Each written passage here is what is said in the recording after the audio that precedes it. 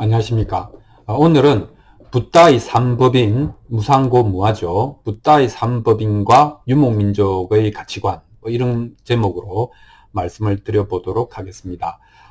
이제 붓다가 이제 그 종족이 습가족이라고 하는데, 이거는 이제 그리스인들은 이 사람들을 샤카족이라고 불렀고, 오늘날 역사적으로 보면 이 사람들은 스키타이족이라고 할 수 있습니다. 스키타이족은 흑해 연안에 머물렀던 유목민족이죠. 이 유목민족이 히말라야를 넘어서 오늘날 부탄과 인도의 경계 정도에 정착을 하고, 그 붓다의 아버지는 정반왕이잖아요. 깨끗한 밥이라는 뜻이거든요. 이 말은 뭐냐면은 유목민족이 이제 농경민족으로 정착하고 있었던 단계의 도시 혹은 나라다, 이렇게 이야기를 할 수가 있겠습니다. 그래서 그 붓다의 이론 사상은 정주한 농경민족의 사상과는 조금 달랐고, 그것이 혁신적이고 혁명적일 수 있었다, 이렇게 이야기를 할 수가 있겠죠. 그래서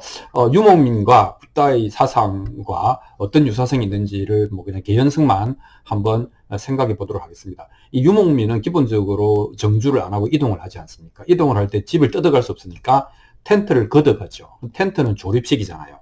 그러니까 기본적으로 이 사람들에게 있어서 삶이라고 하는 것은 첫 번째 이동, 두 번째는 조립과 그다음에 그걸 위한 분해 결합, 그 다음에 모듈화, 이렇게 되어 있는 것이죠. 그러니까 요소들을 결합하면 집이 되고, 요소들을 해체하면은 그냥 짐이 되는 거죠. 집이. 이런 것이 기본적인 이제 생활 양식이다, 이렇게 이야기를 할 수 있겠습니다. 여기서 불교의 그 무상고무화라든지 연기라든지 하는 것들의 기본적인 컨셉하고 굉장히 유사하다, 이런 얘기를 할 수가 있겠습니다. 붓다는 사람을 형이상학적인 실체, 즉 영원 불변하는 어떤 아트만, 또 영원한 불멸의 영혼, 근원, 우주의 근원, 이런 것으로 보지 않았던 것이죠. 그냥 눈앞에 있는 그대로 봐라. 사람이라고 하는 게 결국 뭐냐, 몸이 있고 그다음에 정신활동, 이 두 개가 있지 않냐. 그러니까 사람이라고 하는 것은 유목민식으로 이해하면 심신의 결합체다, 이렇게 이야기를 할 수 있는 것이죠.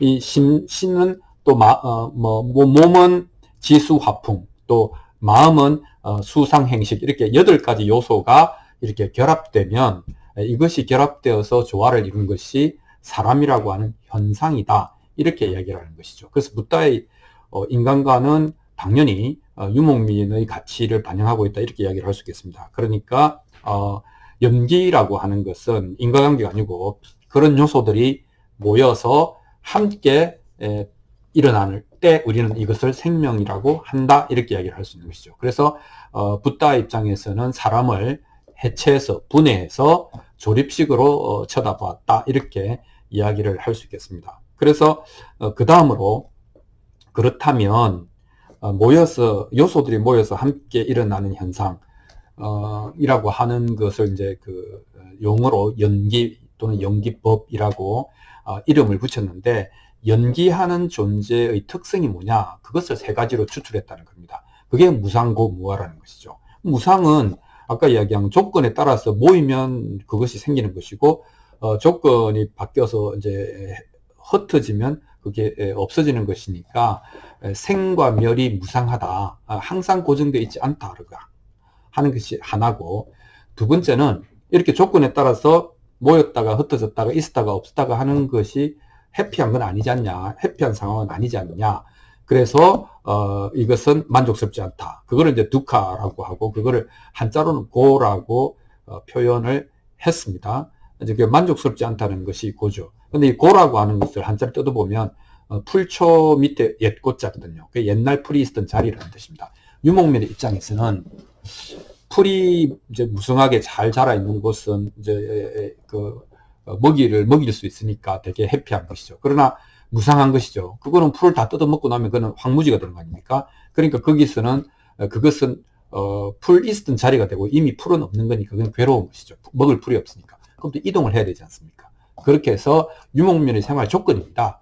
유목민의 생활 조건이라고 하는 것은 풀은 있다가 뜯어먹으면 없어지니까 무상하고, 그 다음에 풀이 없어지면 괴롭고, 그러니까 난 또 움직여야 되고, 그러면 나는 이 지방 사람이다. 나는 이 지역 사람이다라고는 정체성을 갖고는 못 살죠. 나는 이동하는 사람. 그러니까 고정된 정체성에 붙들리면 안 되는 존재죠. 그것에서 무아라고 하는 정체성에 대한 개념이 나오는 거죠. 그렇게 해서 근데 이제 아리안족의 그 인도에 와 보니 아트만 브라만이라고 하는 영혼 불멸의 근원이라고 하는 그 형이상학적인 실체가 사람들이 머릿속에 있단 말이죠. 그러니까 아트만이라고 하는 것은 없어. 이게 무아를 아트만이라고 하는 것은 없어라고 해석을 해야 되는데 내가 없어라고 하니까 이제 굉장히 불필요한 상상에 휘말릴 수 있다. 이렇게 이야기를 할 수 있겠습니다. 그렇게 해서 무상고 무아는 불교가 가지고 삼법인 바꿀 수 없는 법의 도장인데 이것은 유목민들의 입장에 봐서는 그냥 대단히 상식적인 상황이다. 이렇게 이야기를 할 수 있겠습니다. 자, 그래서 이 붓다의 사상이 유목민의 사상과 사실은 뭐 거의 저는 비슷하다 혹은 뭐 맥락이 같다 이렇게 보는 것이죠. 그렇게 해서 아까 풀을 다 뜯어 먹었으면 이동해야 된다. 이동하지 않고 있으면 망하는 것이죠. 즉 그게 뭡니까? 가치관의 문제가 아니고 생존의 조건이었다는 것입니다. 그것은 생각할 문제가 아니고 죽고 사는 문제이기 때문에 무조건 이동해야 된다는 것이죠. 그러니까 유목민은 어떤 면에서는 고단하다. 삶을 행복하다라고 받아들이기는 어려웠을 것 같습니다. 자, 초원길이라고 하는 것이 있죠. 정주 농업지대 위에 초원이 있고 말을 달리고 유목을 하는 집단들, 저기 무슨 블라디보스톡에서 흑해까지 이 유목민들의 그 초원길을 사는 사람들에게 주어지는 격언이 있습니다. 그것은 집을 짓는 자 그곳이 무덤이 되리라 이런 얘기거든요. 그러니까 초원의 생존 법칙은 움직여라. 풀이 마를 때쯤, 풀이 없어질 때쯤 다른 풀을 찾아서 이동해라 이것이죠. 그러니까 나 여기서 살 거야 라고 고집하면은 굶어 죽는다 이렇게 이야기를 할 수 있겠습니다. 이게 이제 서양 유럽에서는 이제 지리상의 발견 이런 때 백기를 열 때에 이런 표현하고도 유사하다고 하겠습니다. 즉 항구에 정박한 데는 안전하다. 그런데 배는 그러려고 만들어진 것이 아니다. 이렇게 말하는 것이죠. 그러니까 이 두 가지가 변화를 받아들이고 이동하고 새로운 세계로 나아가라라고 하는 것을 격려한다, 고무한다라고 하는 측면에서는 같은 말이다. 이렇게 이야기를 할 수 있겠습니다. 자, 이렇게 보면 불교를 너무나 그 염세적이고 부정적이고 그다음에 막 세상을 막 안 살려고 하고 이런 그 세상에 대해서 굉장히 네거티브하게 본다 이렇게 생각하는 것도 저는 조금 지나친 해석이다 이렇게 말을 할 수 있겠습니다. 물론 우리가 악착같이 뭔가 잘 살아보려고 하는 것들 중에 많은 것들이 가져갈 수 없는 험한 것이긴 합니다. 그 부분을 직시해야 하지만 불교가 보는 기본적인 세상은 변화가 기본이다 이렇게 보는 것이죠. 그러니까 이건 불교는 어떻게 해석하기에 따라서는 대단히 진취적인, 왜냐하면 고정되어 있는 것은 없고 고정된 정체성도 없고 모든 것은 조건에 따라서 생성하거나 소멸할 수 있다 라고 보는 거니까 현대에서 말하는 이 역동적인 변화의 시대에 어쩌면 가장 잘 정확하게 통찰한 사상일 수도 있다 이렇게 얘기를 할 수 있겠습니다. 변화에 대해서 우리가 열린 마음을 갖고 있으면 아까 이제 그 배가 어떤 닻을 내리지 않고 있으면 또 유목민이 집을 짓지 않는다면 즉 그게 집착이죠. 집착하지 않는다면 우리들이 이제 그 겪는 대부분의 스트레스는 막 좀 해소될 수 있지 않을까.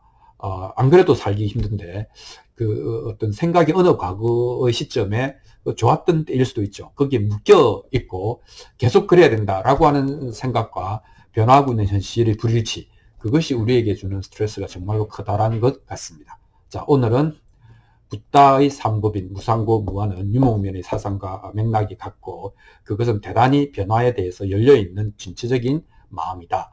그걸로 우리에게 다가오는 스트레스를 상당 부분 해소할 수 있다라고 하는 말씀을 여러분과 나누어 보았습니다. 감사합니다.